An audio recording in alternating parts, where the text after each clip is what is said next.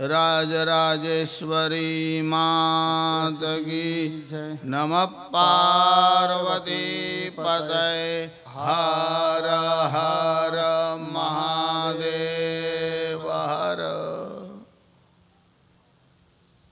जन्मेजय परीक्षितना पुत्र हता। आ जन्मेजय श्रोता छे अने भगवान वेदव्यास स्वयं आ कथा कहे छे। आ देवी भागवतनी कथा में भगवान वेदव्यास वक्ता छे, जन्मेजय श्रोता छे। ए भगवान वेदव्यासे पण एक वार देवर्षि नारद ने पूछ्યું હતું, आ देवी कोण छे, एनु स्वरूप शुं छे, एमनी उत्पत्ति केवी रीते थई, आ सृष्टिनी रचना केवी रीते थई। आ देवी भागवतना तृतीय स्कंदना प्रथम अध्यायना 50 श्लोक में बधा प्रश्न ज आप्या छे। एनु नाम ज प्रश्नाध्याय। एमां बधा प्रश्न कर्या छे देवीना विषयमां, देवीना स्वरूपना विषयमां। एमां देवीनो परिचय बीजो कोई आपी न सके, बीजा देवताओनुं सामर्थ्य नथी, स्वयं देवी पोतानो परिचय आपे छे। देवी कहे छे वस्तुतः वेदों में जे वर्णन आव्युं छे, एकम सद विप्रा बहुधा वदंती, सत्य वस्तु एक ज छे, एने ऋषिओ बहु प्रकारे गाय छे। तेथी हे जन्मेजय, जेने परब्रह्म कहेवाय छे ते अने शक्ति आ बंने जुदा जुदा नथी, बंने एक ज छे। जेम अग्नि अने उष्णत्व बे जुदी वस्तुओ नथी, ज्यां अग्नि होय त्यां उष्णत्व एटले गरमी होय ज। एम परब्रह्म अने एनी शक्ति बे जुदी जुदी वस्तुओ नथी, वस्तुतः एक ज तत्व छे। पछी तो देवीना स्वरूप अने देवीना कार्यनो विचार कर्यो छे। देवीनुं स्वरूप बहु अद्भुत छे अने ए देवी जुदा जुदा स्वरूपे प्रगट थया तेनी पौराणिक कथाओ देवी भागवत में छे। ए देवीना महाकाली, महालक्ष्मी अने महासरस्वती एवा 3 स्वरूप छे। पछी कथा एवी छे के आ देवीओ एक वार अंदर अंदर कुपायमान थई एकबीजाने शाप आप्यो। ज्यां सुधी तमे दर्शन शास्त्रनो अभ्यास न करो अथवा शास्त्रनो अभ्यास न कर्यो होय एवा माणस पासे पुराणनी कथा सांभळो तो तमारा मनमा कन्फ्यूजन वधारे थाय, द्विधा मनमा संशय वधारे थाय।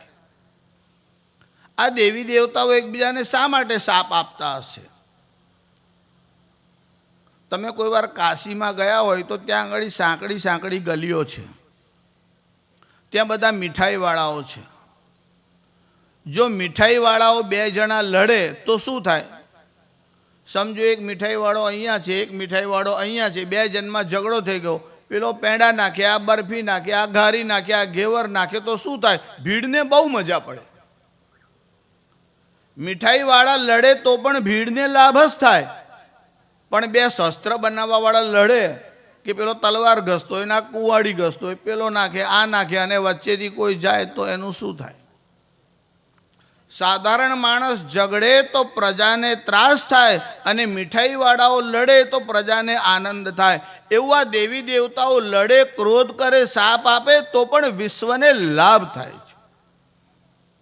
आ गंगा, सरस्वती अने लक्ष्मी 3 में आपसवार स्पर्धा थई। स्पर्धा शुं थई? आ 3 परमात्मानी ज भार्याओ एटले पत्नी छे।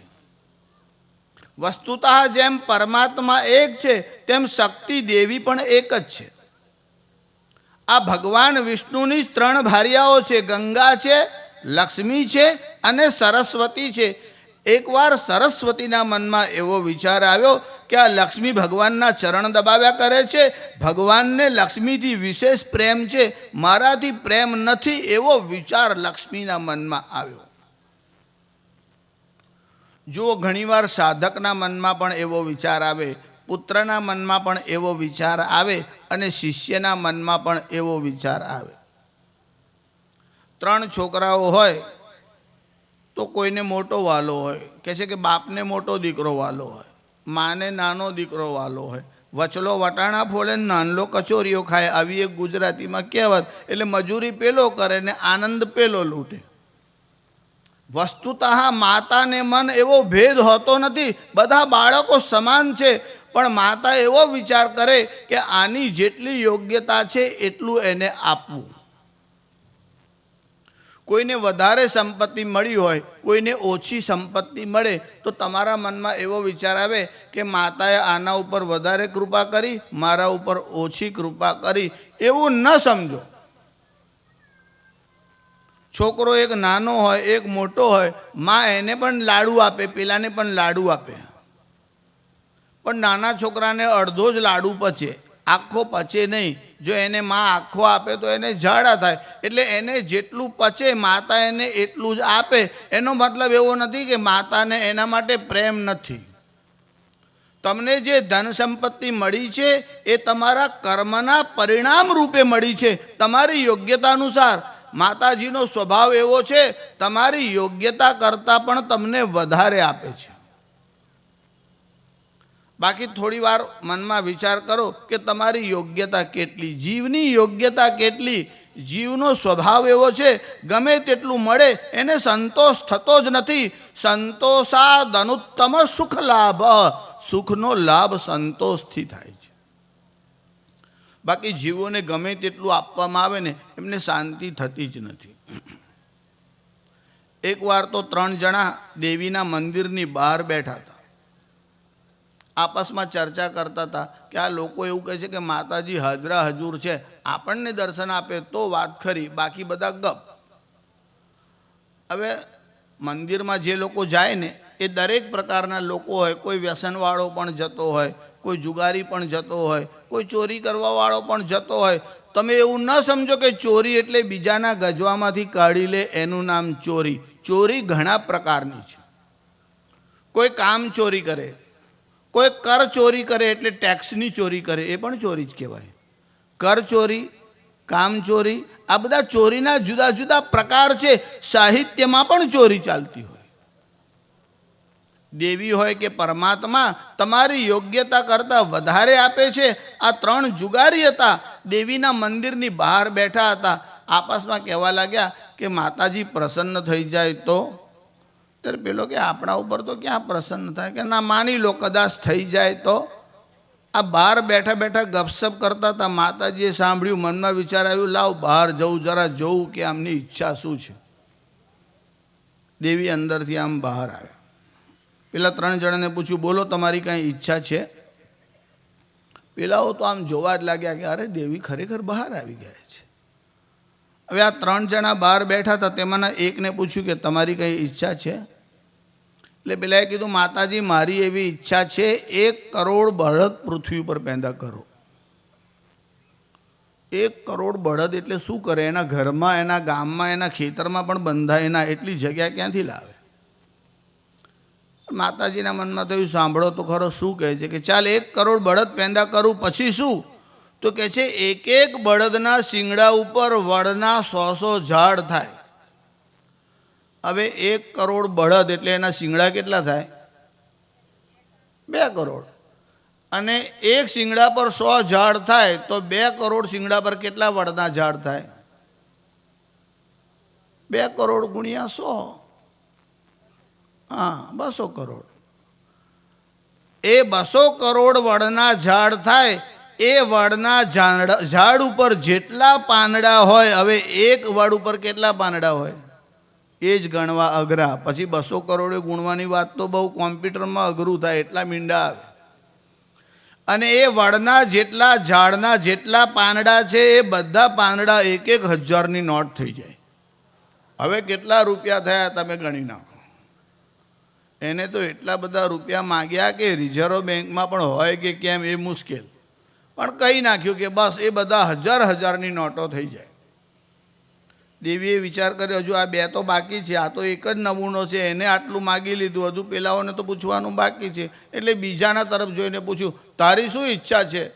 ત્યારે પેલા બીજાએ કીધું, માતાજી મારી એવી ઈચ્છા છે કે જો તમે આને વરદાન આપો અને આ બધી 1,000ની નોટો થાય તો એ બધી નોટો હું તોડી લઉં અને એ જે ઝાડના જાડા જાડા ડાળખા છે એને વેરાવીને એમાંથી મોટા મોટા પાટિયા બનાવું, એમાંથી મોટા મોટા કબાટ બનાવું, એની અંદર એ બધી નોટો ભરી દઉં અને 2 કિલોના અલીગઢના મોટા મોટા તાળા લાવું અને બધા કબાટ ઉપર તાળા લગાવી અને ચાવીઓ મારી પાસે રહે એવું વરદાન મને આપો.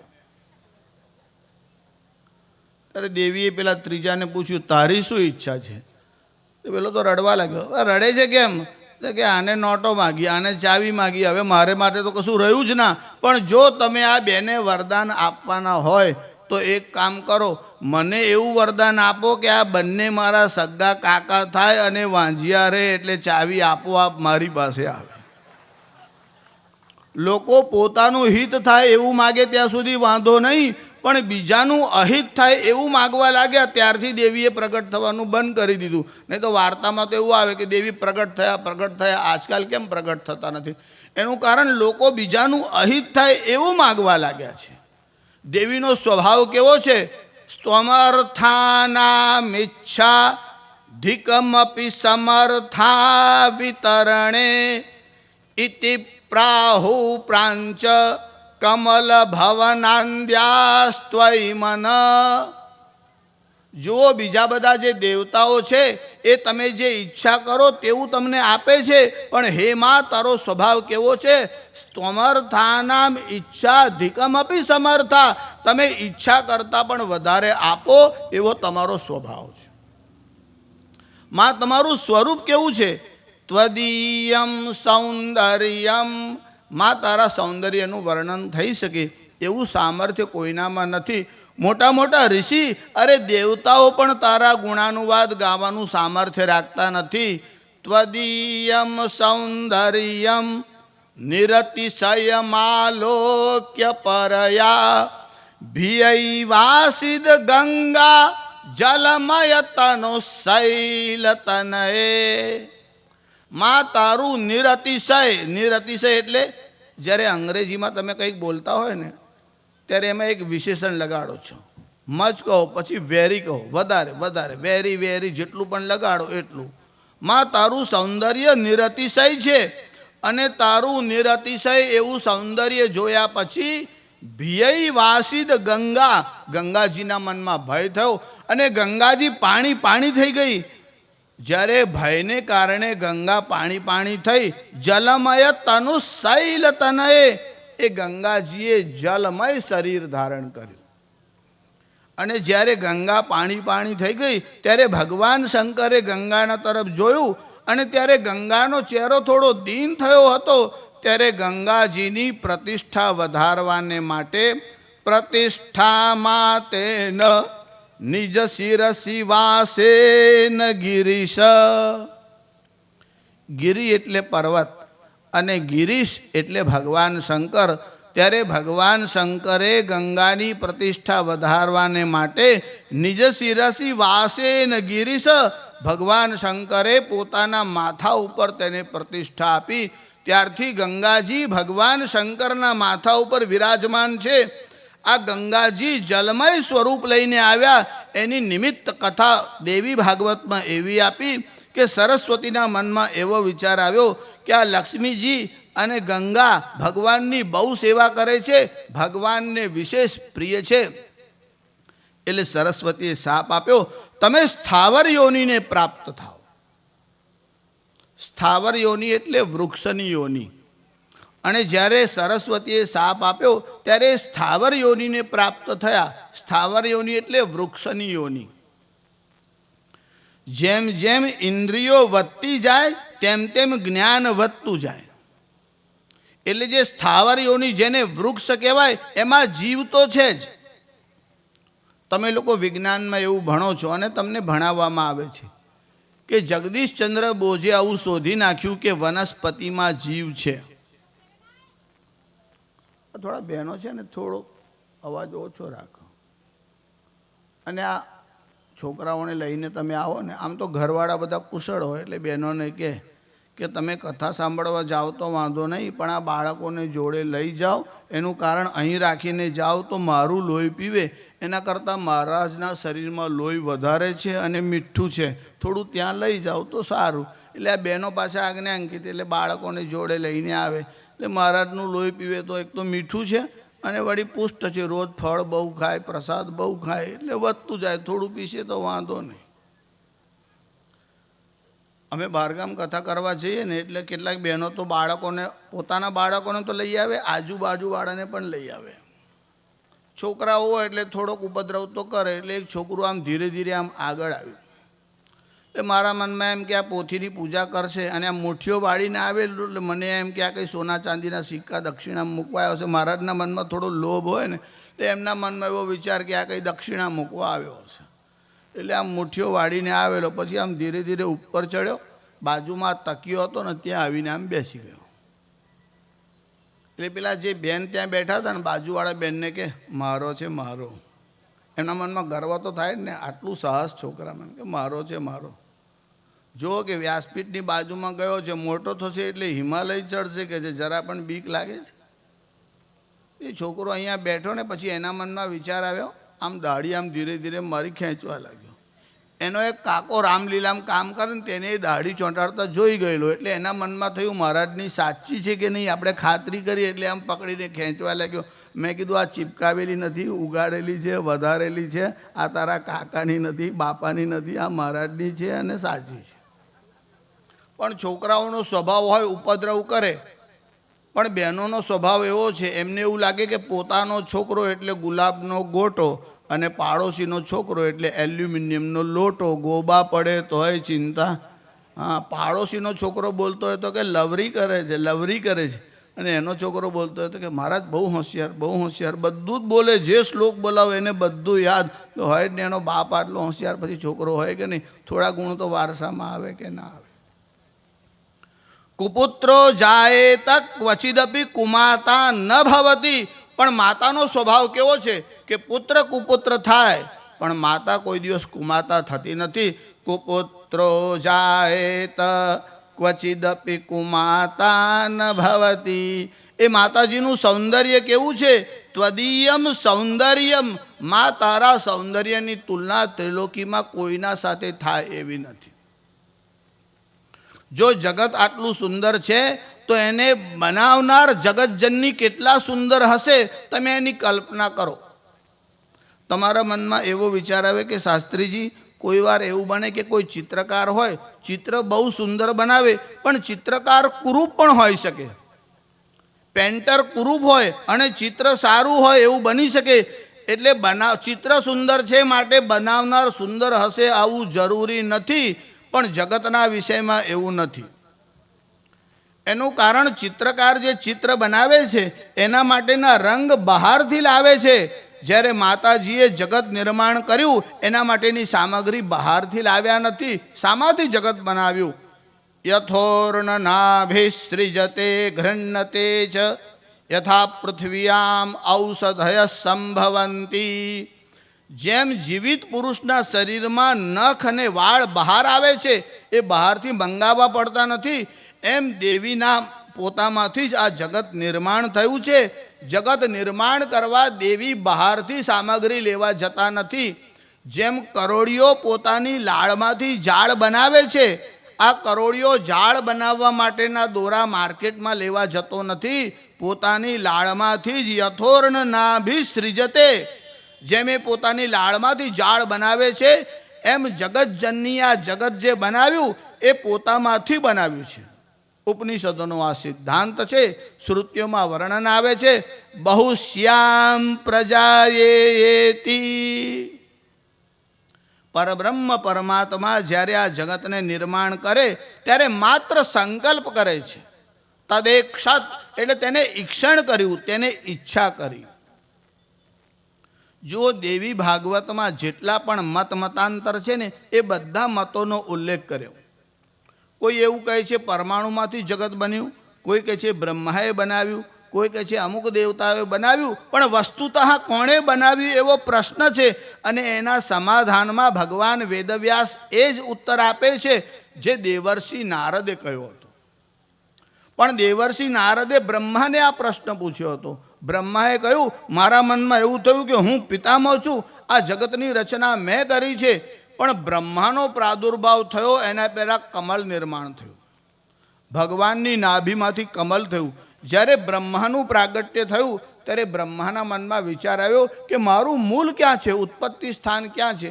એટલે એક કમળ જોયું. એ કમળનો જે દાંડો હતો તે આમ નીચે જતો હતો. એટલે બ્રહ્માએ એના અંદર પ્રવેશ કર્યો. પછી વર્ષો સુધી નહીં, યુગો સુધી બ્રહ્મા અંદર અને અંદર ગયા, એનો અંત ક્યાંય જોયો નહીં. વિષ્ણુની નાભીમાંથી એ કમળ થયું હતું, પણ આ વિષ્ણુ ક્યાંથી નિર્માણ થયા?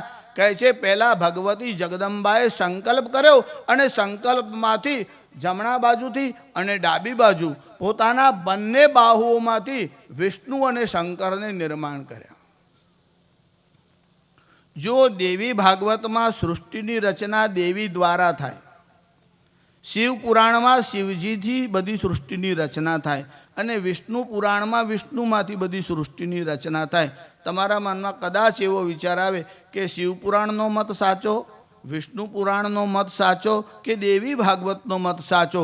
પણ વસ્તુતઃ પરમાત્મા એક જ છે એવું તમને વારંવાર એટલા માટે કહું છું કે ભારતમાં પંચાયતન દેવની પૂજા થાય છે. એટલે પરમાત્મા એક જ છે, પણ એના મુખ્ય સ્વરૂપ 5 છે. રવિર વિનાયકશ્ચંડી વિષ્ણુદેવો મહેશ્વર. એટલે આપણી પૂજામાં પંચાયતન પૂજા એટલે 5 દેવ મુખ્ય હોવા જોઈએ. જો તમે શિવના ઉપાસક હો તો વચમાં શિવને રાખો, તમે દેવીના ઉપાસક હો તો દેવીને મધ્યમાં રાખો, તમે રામના ઉપાસક હોય તો રામને મધ્યમાં રાખો, તમારા જે ઈષ્ટ દેવતા કે દેવી હોય તેને મધ્યમાં રાખો અને બીજા 4ને 4 દિશામાં રાખો. પણ તમારા જે ઈષ્ટદેવ છે બધા એને જ ઈષ્ટદેવ માને એવો આગ્રહ ન રાખો. મત સારો પણ મતાગ્રહનો ઉન્માદ ખોટો. એટલે મારી જે પદ્ધતિ છે એટલે હું શક્તિનો ઉપાસક છું એટલે બધા શક્તિને જ કેન્દ્રમાં રાખે, આવો આગ્રહ રાખો તો મતાગ્રહનો ઉન્માદ નાસ્તિકતા છે. મત સારો પણ મતાગ્રહનો ઉન્માદ ખોટો. એટલે આ 5માંથી કોઈ પણ દેવતાને તમે પ્રાધાન્ય દેવતા માનો. એકમ રામંચ કૃષ્ણંચ યહ પશ્યતિ સ પશ્યતિ. વસ્તુતઃ રામ, કૃષ્ણ, શિવ અને શક્તિ એક જ છે એવી જે સમજણ છે એ જ સાચી સમજણ છે.